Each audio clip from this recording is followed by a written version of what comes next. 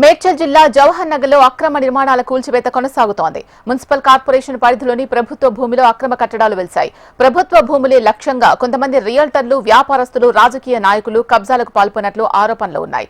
సమాచారం అందుకున్న రెవెన్యూ అధికారులు జేసీబీల సాయంతో అక్రమ నిర్మాణాలు కూల్చివేస్తున్నారు. ఎవరైనా అక్రమ నిర్మాణాలకు పాల్పడితే ఉపేక్షించేది లేదని తేల్చి చెబుతున్నారు. అక్రమ నిర్మాణాల కూల్చివేతను బాధితులు అడ్డుకునే ప్రయత్నం చేయగా పోలీస్ భద్రత మధ్య కూల్చివేతలు కొనసాగుతున్నాయి.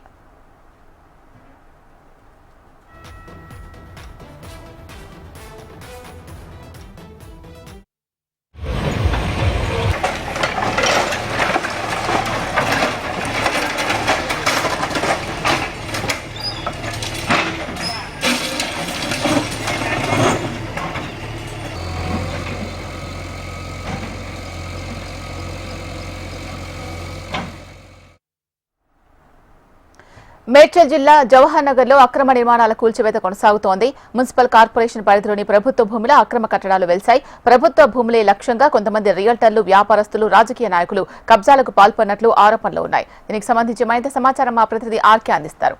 ఆర్కే, చెప్పండి.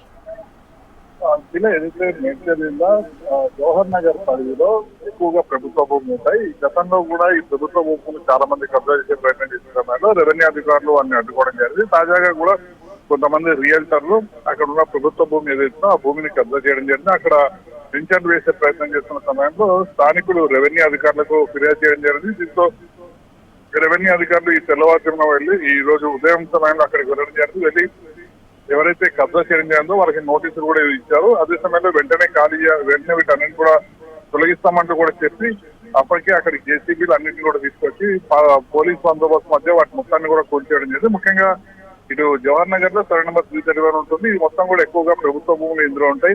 ఇప్పటికీ ఇందులో చాలా వరకు కూడా ప్రభుత్వ భూములు అన్నింటినీ కూడా కబ్జా చేయడం జరిగింది. తాజాగా ఇప్పుడు కూర్చిన అవి కూడా పూర్తిగా కూడా ప్రభుత్వ భూములు. ఈ రియల్టర్లు ఎవరైతే కబ్జా చేస్తారో అలాంటి వాళ్ళ పత్రం కఠిన చర్యలు తీసుకుంటామంటూ రెవెన్యూ అధికారులు అయితే చెప్పడం జరిగింది. జవహర్ నగర్ పరిధిలో ఏ ఒక్క భూమి కూడా కబ్జా జరగకుండా అన్ని జాగ్రత్తలు తీసుకుంటున్నామంటూ కూడా రెవెన్యూ అధికారులు అయితే చెప్తున్న పరిస్థితి అయితే ఉంది. Right, thank you RK.